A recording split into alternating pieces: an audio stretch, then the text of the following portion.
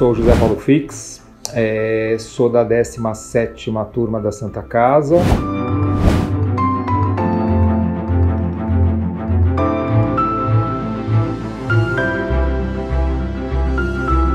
Contar um pouquinho aí da minha história prévia, aí antes de entrar na Santa Casa. Tenho uma formação judaica, fui criado no Bom Retiro, nasci em 62 e lá eu fui criado com uma educação típica aí de imigrantes judeus foragidos da Segunda Guerra Mundial, num bairro que era muito interessante, muito articulado em termos de vida cultural, de educação, né? Um bairro muito tradicional da cultura judaica. E eu digo isso porque praticamente aquilo lá me bastava, pensando aí na educação básica. Quando a gente tem uma criação judaica mais tradicional, que eu digo aí dos anos 60, anos 70, não tinha muita opção para a gente em termos de escolha profissional. Ou a gente ia para medicina, ou a gente ia para engenharia, ou ia para direito, ou para odonto, né? Sei que eu não sei dizer, mas desde o começo de quando eu comecei a pensar o que eu faria, já era medicina. Já foi uma escolha aí para escola de medicina. Eu fiz o primeiro grau no Colégio Renascença, que era um colégio bem tradicional, um tanto liberal aí em termos de época política brasileira, uma formação mais liberal, e fiz o segundo grau no Colégio Bandeirantes, que ao contrário do Colégio Renascença era já um ambiente bastante conservador, bem tradicional da cidade de São Paulo. Foi lá que eu decidi mesmo fazer medicina, né?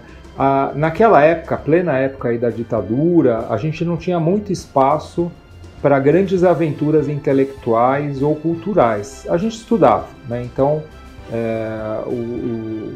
o adolescente aí ele tinha que estudar, no máximo fazer alguma atividade esportiva, alguma coisa social, mas tudo era mais ou menos controladinho, né? Então eu estudei. Então nos meus 3 anos aí de segundo grau, que hoje em dia fala ensino médio, eu estudei, fiz aí um bom colégio, até escolher definitivamente a minha profissão, que eu ia fazer o vestibular, que foi a medicina. Então foi mais ou menos isso em termos gerais aí antes de entrar na escola médica. Estou falando aí dos anos 70, né? No auge dos anos 70, a gente não pensava muito em fazer outras profissões, outras faculdades que não fossem essas mais tradicionais. Então, a medicina, engenharia, direito, odonto, era mais ou menos isso que um jovem que estivesse numa escola boa e quisesse fazer um vestibular, entrar numa boa faculdade, era o que escolhia. Nem se pensava muito em fazer humanidades, isso tudo era considerado meio de segunda classe, coisa que mudou bastante hoje em dia.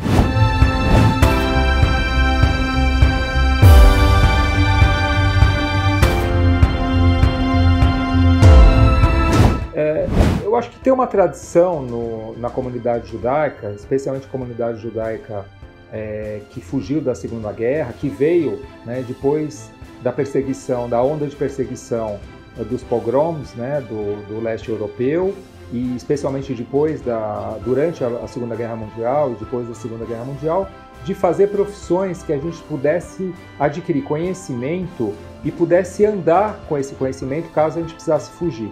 Isso é uma herança cultural bem típica judaica, né? De a gente adquirir conhecimentos e que pudesse levar em caso de necessidade de fuga.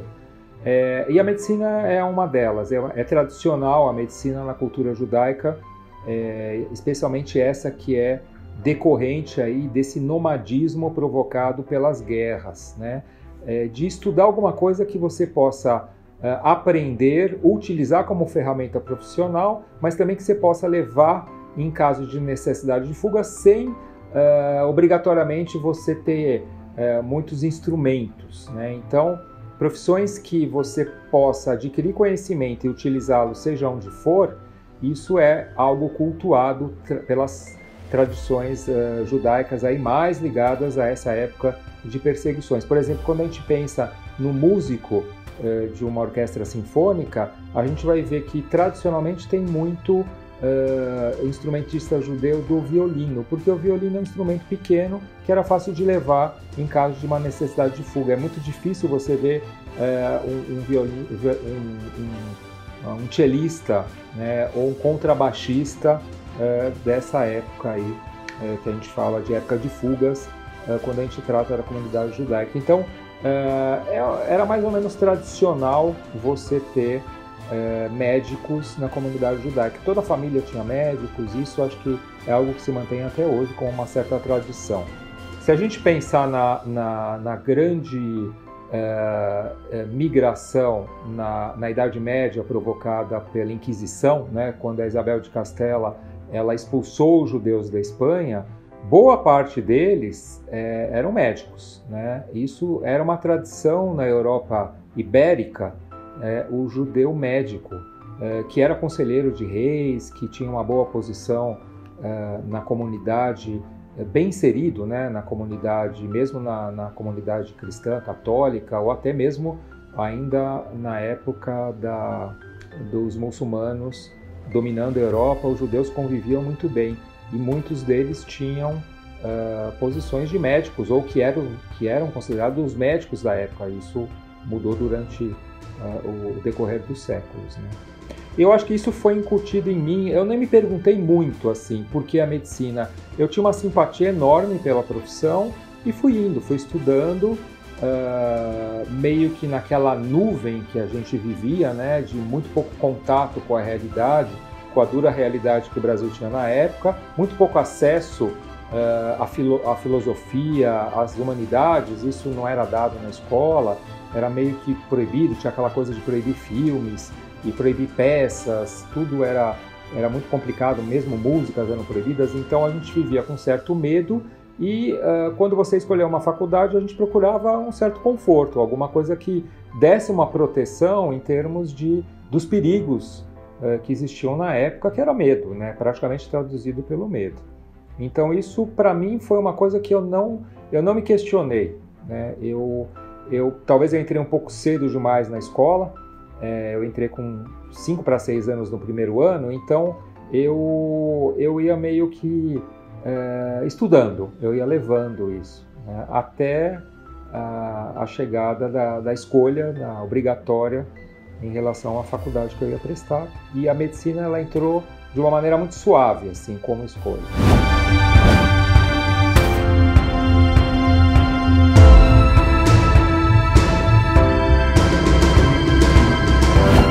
Quando eu fiz o vestibular, na época, o vestibular da USP, a FUVEST, ele tinha 3 opções. Era a escola Pinheiros, né, que era ligada à USP, a Faculdade de Medicina da USP, a Paulista, ligada ao Hospital São Paulo, e Ribeirão Preto. E isso era praticamente obrigatório a gente fazer, que era o resultado, né, era uma escolha que resultava do esforço de você estudar para o vestibular, uma escolha natural.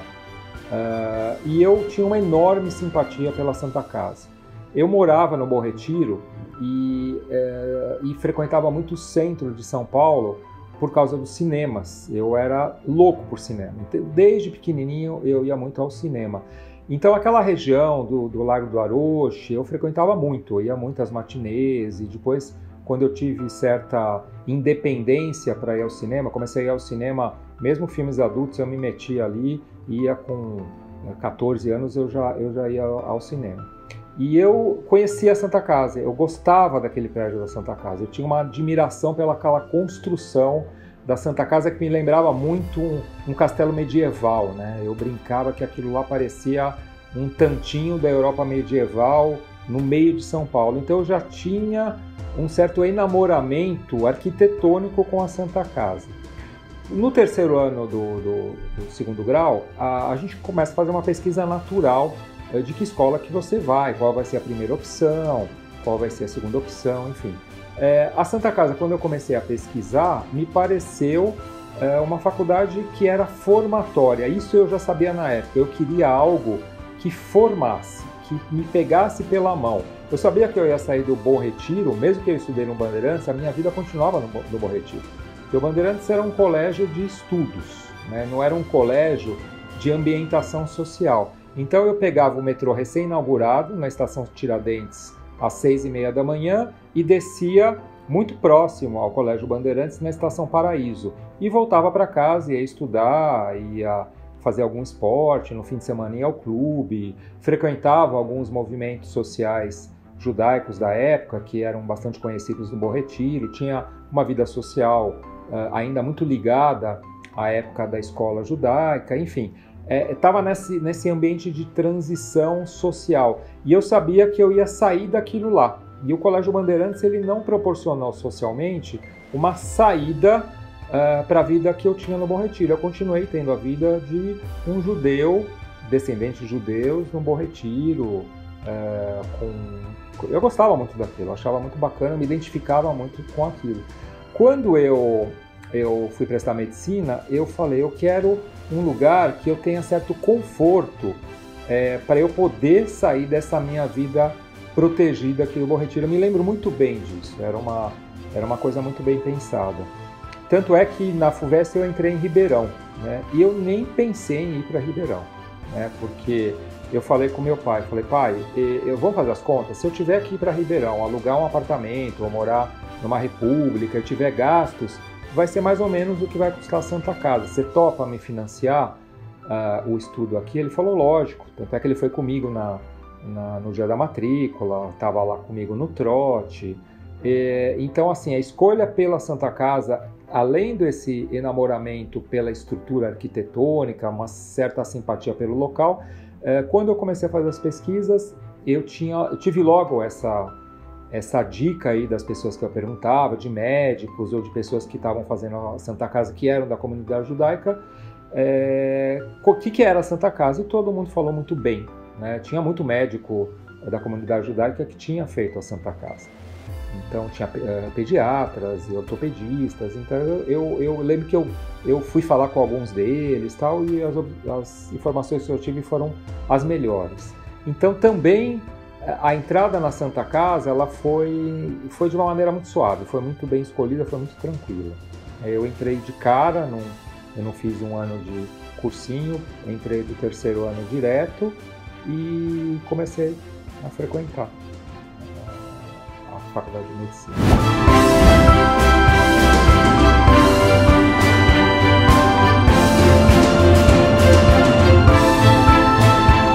Quando eu entrei na Santa Casa, eu estava numa idade bem interessante para a época, né?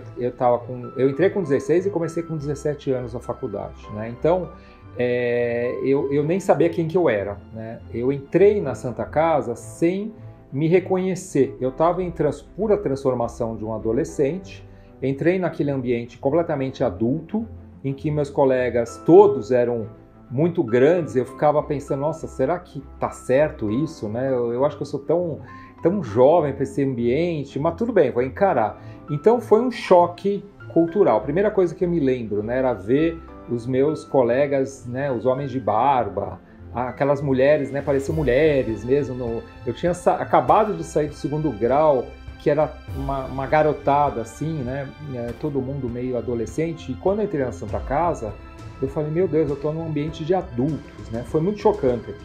Foi acho que um dos grandes divisores de água da minha vida. E então foi estranho, né? As pessoas dirigiam, eu me lembro que eu achava muito estranho, né? As pessoas terem carro, dirigir, sair à noite, né? Porque aquilo lá era tudo muito novo para mim.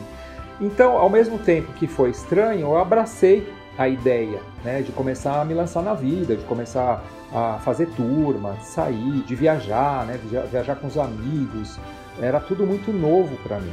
Então foi um segundo nascimento, não só do ponto de vista de me identificar com a profissão que eu tinha escolhido, com a escola que eu tinha escolhido, mas também de começar a ter novos amigos, de sair daquele ambiente protegido que eu tinha sido criado, assim, com aqueles desafios típicos da juventude que estavam chegando, né? Então foi tudo muito, sabe? Foi muito impressionante isso.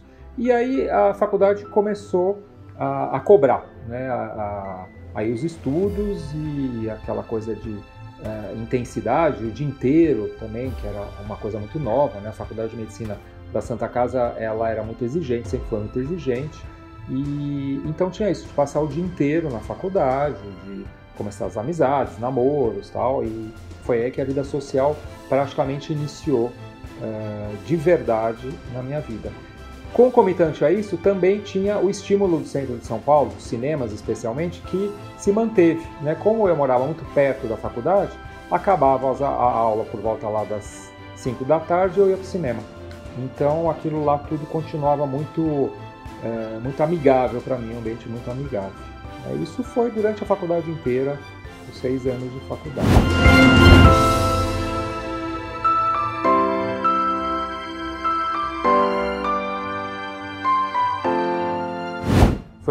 Foi um choque de realidade, foi um choque de novas realidades, né, novas amizades, mas que eu acho que eu levei de uma maneira como se fosse uma batalha, assim, uma batalha interna o tempo inteiro, né? Tentando entender o que acontecia com o meu corpo, tentando entender o que acontecia com a minha cabeça. A Santa Casa, ela, muito antes dessa história de liga, né? Hoje em dia a gente vê muito nas faculdades de medicina, liga de determinadas doenças, grupos que fazem pesquisa. A Santa Casa, ela tinha um ambiente muito propício para a gente ficar lá depois do horário de aulas, né? Então a gente tinha muito espaço para estudar, né? Então se você tinha uma prova, por exemplo, a Morfo, quando você tinha as grandes provas, que eram em forma de rodízio entre as mesas, né, com as peças de cadáver, a gente podia ficar até a noite estudando, né? Então era muito comum a gente estender esse horário de estudos no próprio ambiente da Santa Casa, que envolvia uma super interação social, né? Isso nos anos básicos, né? Quando a gente começa a dar plantão, e lá a gente começava a dar plantão muito cedo, no 3º ano a gente já dava plantão de ginecologia, por exemplo, a gente fazia o plantão noturno acompanhando aí o plantão de ginecologia. Então a gente tinha uma proximidade com a vida de médico e com a vida como ela é muito cedo. Então a gente ficava muito além do período de aulas, né? Isso propiciava uma super interação social e com o próprio ambiente da Santa Casa. A Santa Casa à noite é uma outra história, né? São os outros fantasmas que aparecem e todas aquelas histórias que a gente ouve, tá? Toda aquela tradição, ela parece que ela floresce ali no entardecer. E a gente participava muito disso. Eu falo a gente porque a gente tinha uma turma, que eu não sei como é que está hoje em dia, né? Eu estou falando de mais de 40 anos atrás, isso foi de 79 a 84, o meu período de faculdade.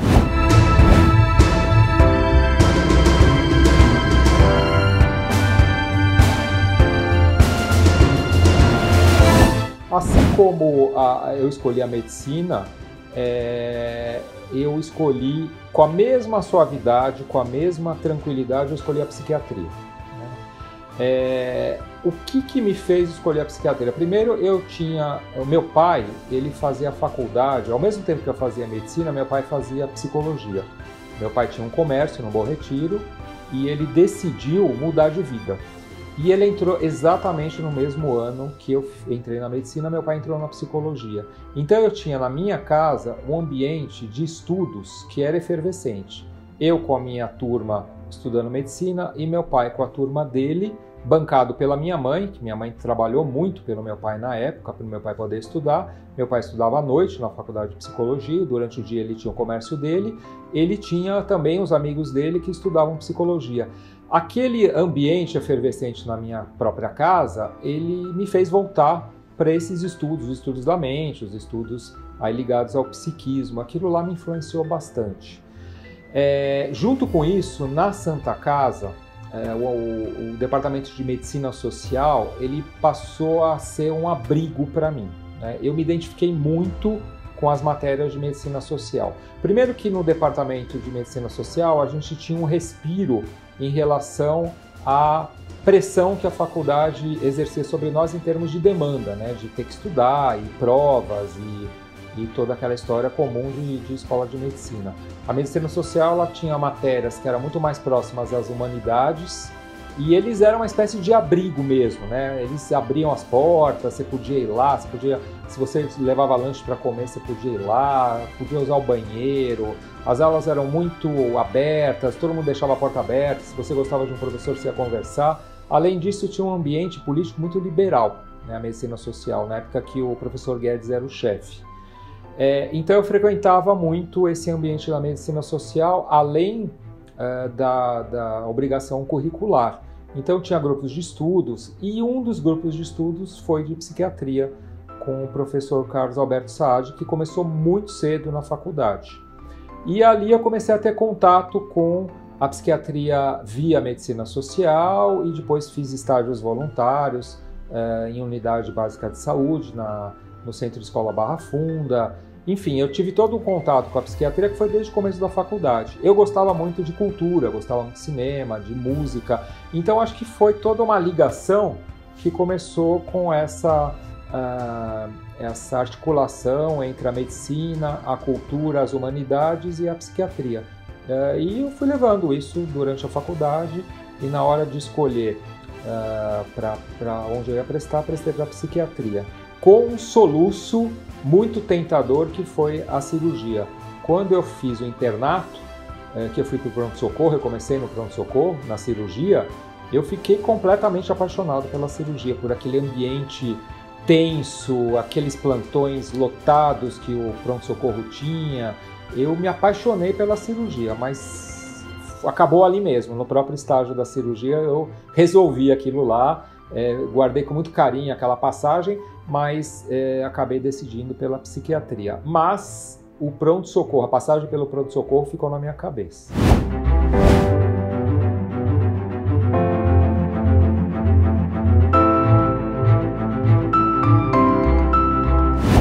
Na época que eu fiz a faculdade, o departamento de psiquiatria era muito pequenininho. Ele tinha muito poucos professores e era um departamento praticamente voltado para o ensino. Ele não era um departamento que atendia pacientes. Ele tinha um número muito pequeno, acho que, de interconsultas.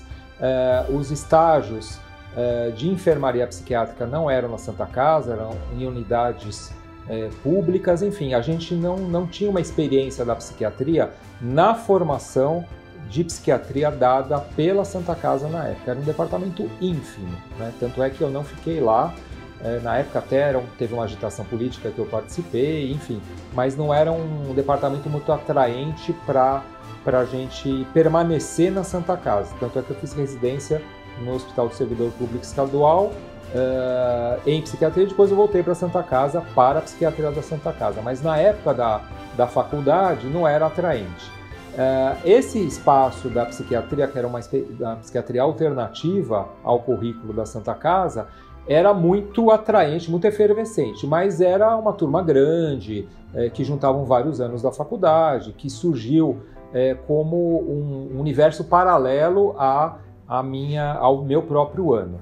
Agora, em relação aos amigos, né, eu trago até hoje, eu tenho amigos até hoje que estão comigo, trabalhando comigo, mesmo aqui no consultório. Então, a minha ligação afetiva, social, de amizade, de comunidade Santa Casa, ela permaneceu nesses quase 44 anos. É uma coisa que eu trago comigo, é uma coisa que é cultivada, a gente se encontra. Antes da pandemia a gente se encontrava, nos falamos sempre, trocamos experiências, então é algo que ficou, mesmo que eu não tenha feito residência lá.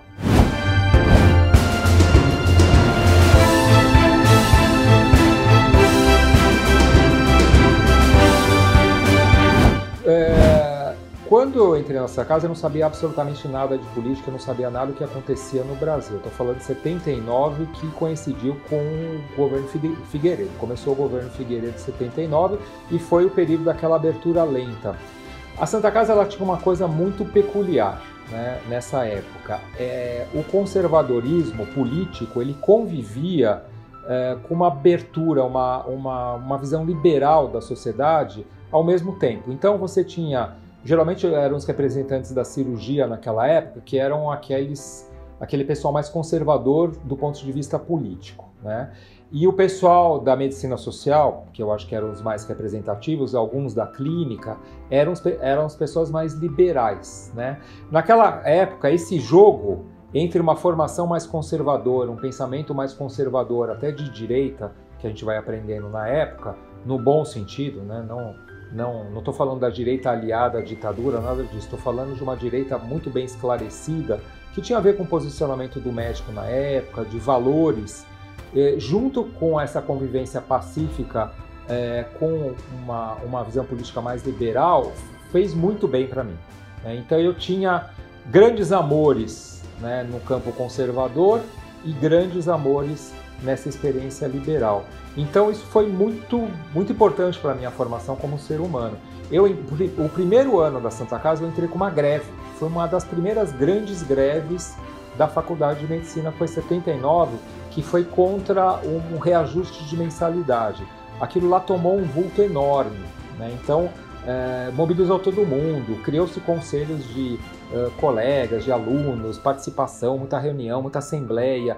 Eu vi aquilo lá, eu ficava maravilhado, parecia uma coisa de filme que eu via e participei, e isso fez que eu quisesse também fazer uma participação política, que foi mais para o final da faculdade que eu comecei a fazer parte do centro acadêmico, o Movimentos Direta Já, a gente saía muito da Santa Casa para ir para as ruas, então era tudo ali perto, tudo muito ligado àquela efervescência de uma possibilidade de abertura política depois de anos de ditadura. Tudo isso foi minha experiência de faculdade.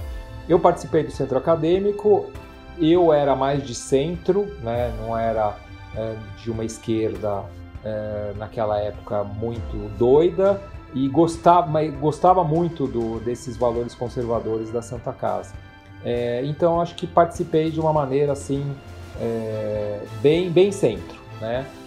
Em relação à psiquiatria, participei de um movimento lá de mudança do departamento que deu certo, que coincidiu bem na época que eu prestei a psiquiatria, mas eu não fiquei lá. Eu fui para o servidor estadual e fiz 2 anos e meio de residência lá e voltei para a Santa Casa. Então, no total, a minha passagem pela Santa Casa foi de 20 anos, foi de 79 a 99, com esse intervalo da residência. Mas mesmo durante a época da residência eu continuei frequentando, os meus amigos da Santa Casa eu frequentava o departamento quando estava em mudança, e coincidiu com uma grande mudança no departamento de psiquiatria, com uma ampliação, contratação, e aí eu voltei super feliz para lá e comecei uma outra jornada aí na Santa Casa.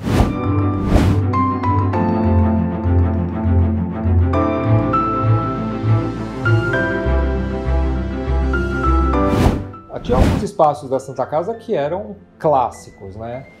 A Toca era um refúgio, né?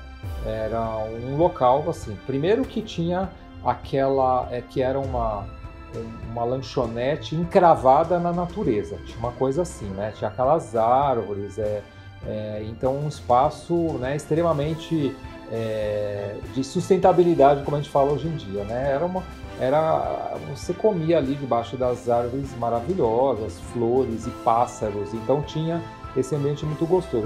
Eu chegava de manhã, já ia tomar um café na Toca, desde o começo, né? E almoçava todo dia na Toca. Naquela época a gente não tinha noção que comer provolone com salaminho fazia mal, mas era meu almoço, comer omelete, provolone com salaminho, suco de laranja. Era mais ou menos isso o meu almoço, não era de levar lanche nem de comer comida, eu comia na Toca mesmo. Então era assim, intervalo era Toca, né? Almoço era Toca, à tarde tomar café era Toca. Isso foram 6 anos da medicina e depois. E lá a gente trocava experiência com os colegas dos outros anos, então eu acho que se tiver que escolher um lugar de interação e um ícone, né, da Santa Casa nessa minha formação, foi a Toca, que realmente só tem boas memórias dali.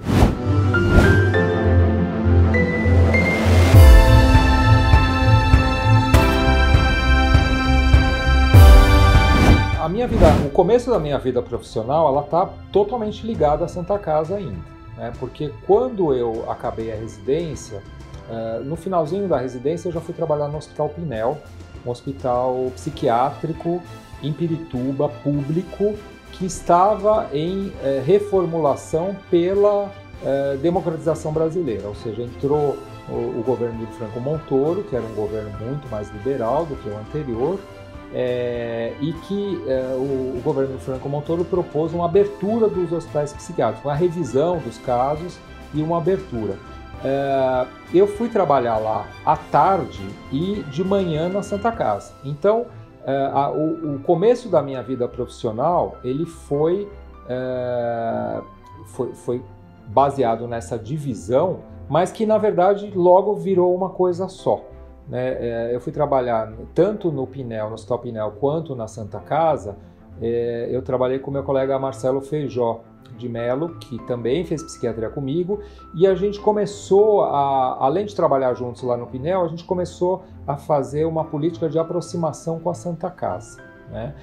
Quando eu fui para a Santa Casa, e lembrando um pouquinho do que eu falei agora, a minha paixão pelo pronto-socorro, ela se tornou um projeto, né? Então, eu voltei lá, na época o diretor do departamento de psiquiatria era o professor Krinsky, e primeiro dia que eu fui lá, que ele me chamou para trabalhar, eu falei: professor, eu tenho um sonho aqui na Santa Casa, que é levar a psiquiatria para o pronto-socorro, fazer atendimentos de psiquiatria no pronto-socorro, porque eu acho que o pronto-socorro está cheio de caso psiquiátrico e que tem uma demanda enorme lá que não é atendida, que ela não se dá conta disso.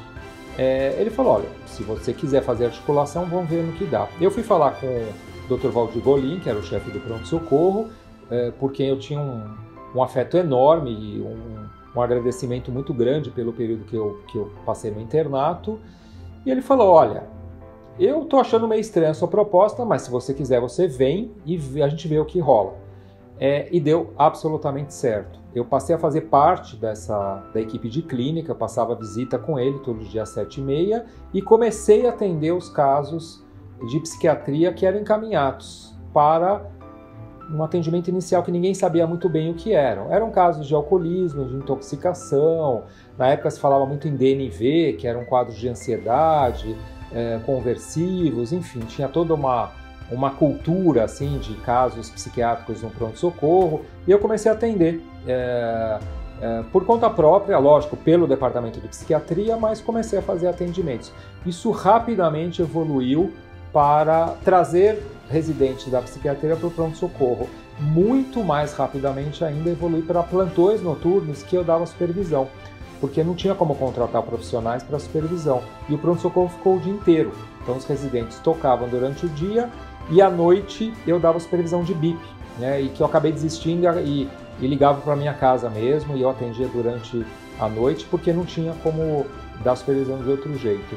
Então, o começo da minha vida profissional foi na Santa Casa dessa maneira muito intensa, porque logicamente era muito mais do que as horas que eu era contratado. Eu acabava fazendo um trabalho voluntário junto com o trabalho do contrato, e essa ligação que o Marcelo Feijó e eu fizemos com o Hospital Pinel logo deu numa rede de referência para internação, porque a Santa Casa, se a gente atendesse casos que tinham uma indicação para internação no pronto-socorro, a gente não tinha onde internar, porque a Santa Casa não tinha leito psiquiátrico. Então foi tudo articulado de uma maneira que a gente conseguiu ativar um serviço que continua até hoje no pronto-socorro, dessa maneira aí meio que na raça, e que deu totalmente certo. Então foi, de uma certa maneira, juntou com uma paixão que eu tive por aquele ambiente de atendimento de emergência com a minha vida em psiquiatria, que foi uma coisa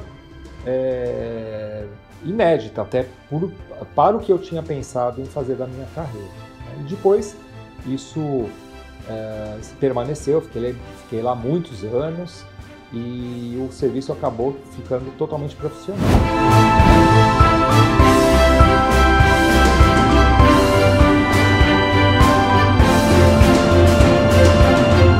O desenvolvimento da psiquiatria, se eu fizer uma comparação do que era a psiquiatria quando eu me formei, quando eu comecei a trabalhar ainda na Santa Casa, a psiquiatria ela tinha muito de artesanal, era muito do que o profissional, como o profissional trabalhava, o jeito que ele lidava com a situação, a construção da clientela, a relação com os alunos era muito mais de mestre.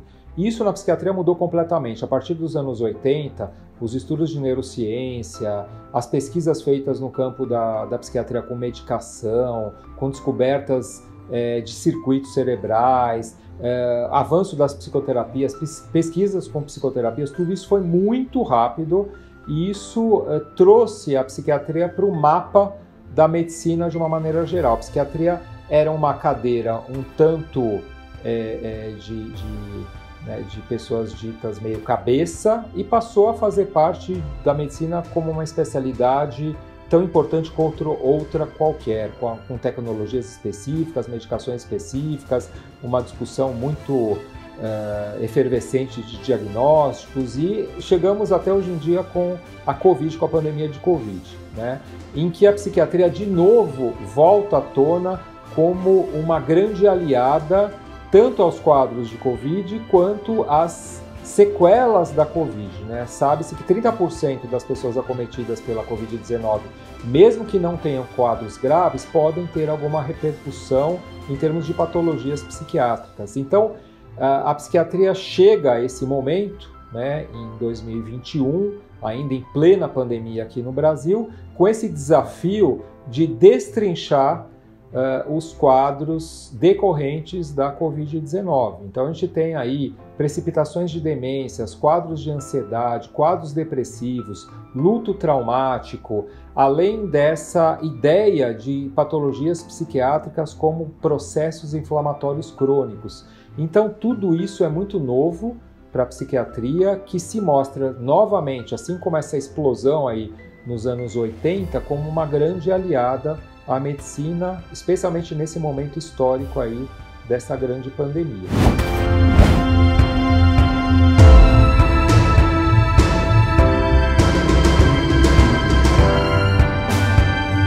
Em termos de estatística, talvez a patologia que apareça mais no Brasil seja a ansiedade. Os transtornos de ansiedade acho que são número 1 em termos de diagnósticos feitos em psiquiatria no Brasil. Muito próximo, muitas vezes passando, mas logo ali tem a depressão. Então, se a gente pensar em termos de grandes patologias do brasileiro, a gente está no campo da depressão, da ansiedade ou muitas vezes de quadros depressivos ansiosos, né? Com o prolongamento da pandemia, a gente vai chegar tranquilamente aos 2 anos de pandemia, certamente isso vai ter uma enorme repercussão na sociedade com o aumento desses níveis, tanto de quadros depressivos, variantes de quadros depressivos, quanto de quadros ansiosos e novas repercussões aí que a gente ainda não sabe muito bem o que é.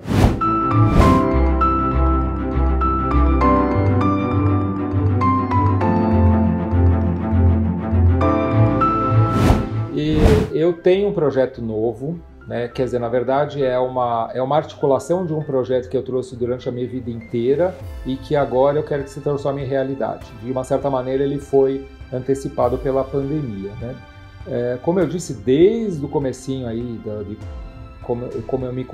desde quando eu me conheço por gente, né, gentinha ainda, eu tinha uma avidez pela cultura. E eu fiz a minha pós-graduação, não fiz em departamentos de medicina e de psiquiatria, eu fiz em humanidades e sempre consegui articular isso com a psiquiatria, né? Ultimamente eu tenho feito um projeto cultural que é em forma de sarau, que é feito em teatros públicos, né?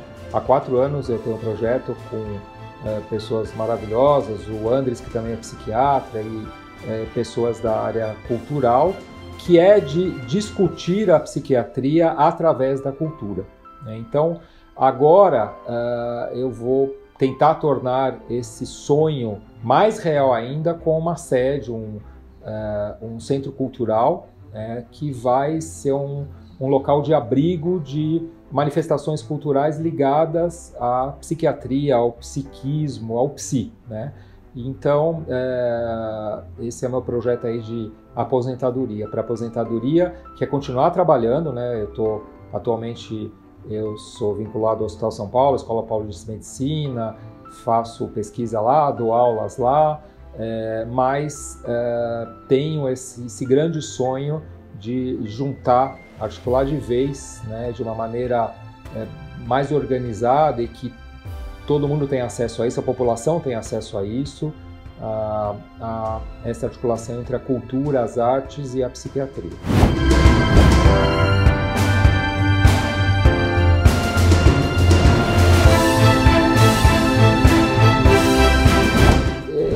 Eu acho que assim, quando a gente fala, né, lembra assim, de tanto tempo atrás e lembra da formação, é que eu me dou conta, né, o quanto foi importante esse tempo de descoberta, né? Eu acho que a Santa Casa, para mim, se tiver que resumir em uma frase, eu diria Santa Casa, tempo de descoberta.